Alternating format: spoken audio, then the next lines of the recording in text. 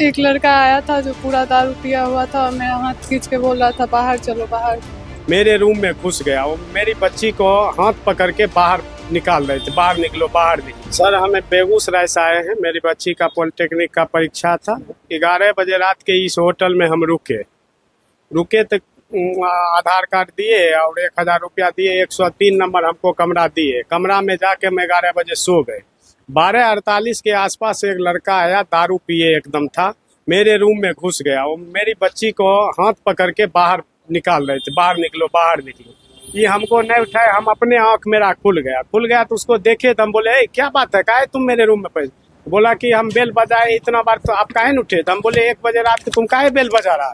ये लड़की कौन है तुम्हारे साथ में। हम बोले मेरा बेटी है। अगर तुमको दिक्कत था जी लड़की है, जिस समय हम एंट्री ले रहे थे उसी समय वेरीफाई कर लेते इसका भी आधार कार्ड। तो उसके बाद वो निकल गया था, हम उसका वीडियो बना लिए। फिर मेरा भतीजा बगल में रहता, उसको फोन किया कि चिक्कू ऐसे ऐसे बात है, लड़का हमारे रूम में घुस गए, तू आया यहाँ पर। आया तो पूछा जो लड़का कौन है, तो वो बोला कोई नहीं। उसके बाद बोला कि एगो मालिक के साथ में आया है, ड्राइवर है। तो बोला कि उसका एंट्री तो होगा ना। तो बोला नहीं, वो बिना एंट्री का। बिना एंट्री का? हाँ बिना एंट्री का। मेरा भी एंट्री नहीं किया हूँ, मेरा हमसे भी 1,000 रुपया लिया रजिस्टर पर, खाली संतोष कुमार लिखवा के छोड़ दिया। मेरा घर कहाँ है, मेरा जिला कौन है, वो अभी भी वो रजिस्टर जिसका हम फोटो खींच लिए रजिस्टर का, एंट्री नहीं है वो रजिस्टर पर। तो बोला कहाँ है लड़का, तो ऊपर से उसको खोज के लाया। तो उसके बाद 112 को फोन किया गया, वो आए। उसके बाद बड़ा बाबू आए। उसके बाद सब रूम का तलाशी लिए बड़ा बाबू, जिसमें 3 गो लड़की मिला जो दारू पी रही थी और 4 गो लड़का था। और लड़का जो था मैनेजर सहित, वो सब धीरे धीरे मोटरसाइकिल से भाग गए। उसके बाद बड़ा बाबू सबको ले गए थाना पर। नहीं लगता कि अगर आपकी रात में नींद नहीं खुलती तो बड़ी घटना हो जाती? नींद तो घटना तो मैंने घटिए गया। वो तो मेरा नींद खुल गई, मुझको उठेबे नहीं की, हम अपने नींद खुल गया। सबसे बड़ा बात था कि मेरा भतीजा बगल में था, नहीं थी 10 गो लड़का था। हम असगर क्या कर पाते इसको कि मेरा मोबाइल छीन के सारा वीडियो डिलीट कर देता। उसके बाद मारपीट भी मेरे साथ ही करता। क्या लगता है कि जो युवक घुसा था उसकी मंशा क्या थी? उसका गलत नियत था। लड़की के किसी के बाप के बगल से हाथ पकड़ के खींचना क्या क्या मनसा दर्शाएगा, उसका क्या मनसा दर्शाएगा। कहाँ से आए थे आप? हम बेगूसराय से आए। कितने बजे होटल में? 11 बजे रात के ठहरे थे। 12:48 में हमारे साथ ही घटना। मुख्यमंत्री सम्राट चौधरी से क्या कहना चाहिए? क्या कहेंगे सर, ये होटल वाला कहता है कि एसएसबी बहुत बड़ा अधिकारी है और हमको फोन पे कहता है कि तुम केस लड़ने पटने ना आओगे। तो हम क्या करें सर, सोच कहिए। मुख्यमंत्री से क्या फरियाद? मुख्यमंत्री से यही करेंगे जो उचित कार्रवाई हो करे, नहीं तो ऐसे कौन बाप अपना बेटी के लेके यहाँ पर एग्जाम दिलाने काहे आएगा। इज्जत आबरू जब नहीं रहेगा तो एग्जाम दे के क्या होगा।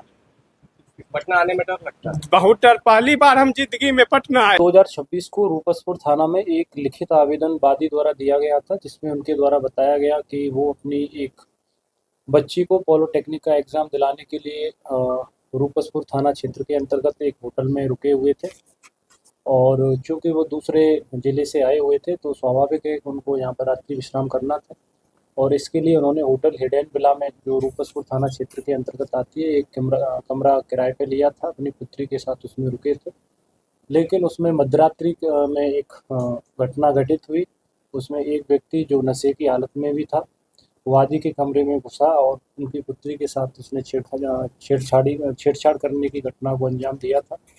और वादी के द्वारा इसमें 112 पर फ़ोन करके पुलिस को सूचित किया गया था। तुरंत पुलिस मौके वारदात पर पहुंची और इसमें एक एफआईआर रूपसपुर थाना में 378/26 बिहार मद्यनिषेध एवं उत्पाद अधिनियम की धारा 37, पोक्सो अधिनियम की धारा 8(12) और बीएनएस की धारा 74, 329, 351 और 3 सब क्लोज 5 के तहत दर्ज की गई थी। और इसमें जो छेड़खानी करने वाला व्यक्ति है सत्येंद्र कुमार, उम्र 31 वर्ष, सन ऑफ राजेंद्र दास, जो शाहपुर थाना जिला पटना का रहने वाला है, इसकी इसमें गिरफ्तारी की गई है।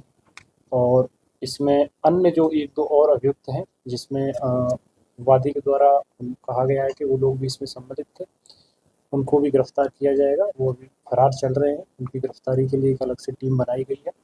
और इसमें होटल मालिक से भी इस संदर्भ में पूछताछ की जाएगी कि क्यों उनके यहाँ पर सुरक्षा मानकों का पालन नहीं किया गया था। विशेषकर उनके सीसीटीवी कैमरे चालू हालत में नहीं थे और इसी तरह बाकी की जो होटल्स हैं उनका सिक्योरिटी ऑडिट फिर अलग से हम लोग करवाएंगे, देखेंगे कि जो इसमें जो गाइडलाइंस है सिक्योरिटी ऑडिट की, क्या उनका अक्षरश पालन हो रहा है या नहीं हो रहा है। उस रात में हुआ क्या था, पूरा एक्चुअली पूरा मामला हुआ क्या?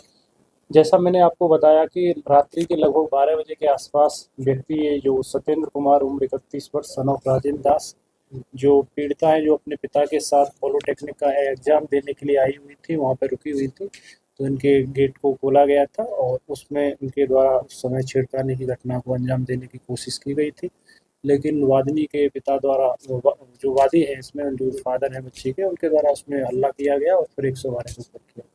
सर शराब पार्टी की भी बात आई है होटल में सर। शराब पार्टी की बात नहीं है, शराब पिए हुए था ये व्यक्ति। अब ये कहाँ से पी के आया था ये जांच का विषय है। या तो नहीं, रूम में अकेला ही था उस टाइम पर है, लेकिन इसके सहयोग में अभी कुछ कैमरे हम लोग देख रहे हैं, क्योंकि कैमरा तो होटल में था नहीं, बट उसमें जो फुटेज बनाई गई है उसमें लग रहा है कि 2 या से 3 व्यक्ति अन्य भी है, लेकिन मुख्य जो अभियुक्त है इसका वो पुलिस के द्वारा अरेस्ट कर लिया गया है, सत्येंद्र कुमार। सत्येंद्र कैसे पहुंचा सर होटल के फर्स्ट फ्लोर तक? क्या वो कमरे उस होटल में रुका था या फिर कैसे वो उस होटल के कमरे तक पहुंचा?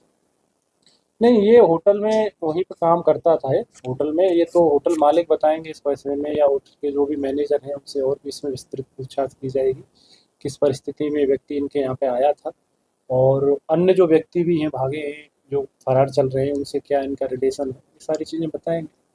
कई अवैध ऐसे ना लड़कियाँ कोई बराबर, कई अवैध ऐसे होटल चल रहे हैं जिसका कोई मानक नहीं है और लगातार ऐसी घटना घट रही है, तो उसको लेकर के रोकथाम करने के लिए क्या कार्रवाई करेगी पटना पुलिस? नहीं, आगे घटना कई तो नहीं चल रहे, कुछ होटल्स हैं जिनकी शिकायत आती है, लगातार ऐसी कोई घटना नहीं हुई है। क्योंकि ये मामला आया है हम लोगों के संज्ञान में, तो तुरंत इसमें कार्रवाई भी पुलिस के द्वारा की गई है। लेकिन आपका प्रश्न सही है कि ऐसी होटल जिनमें सुरक्षा मानकों को ध्यान में नहीं रखा जा रहा, उनको हम अलग से नोटिस भी देंगे, विशेषकर जैसे कि सीसीटीवी कैमरे हैं, फायर का उनका ऑडिट है, या कोई भगदौड़ हो जाए तो उसमें उनका एग्जिट और एंट्री जो अलग अलग गेट होने चाहिए, इस तरह से जो मानक होते हैं कि वो क्या उनके द्वारा पूरे किए गए हैं या नहीं किए गए।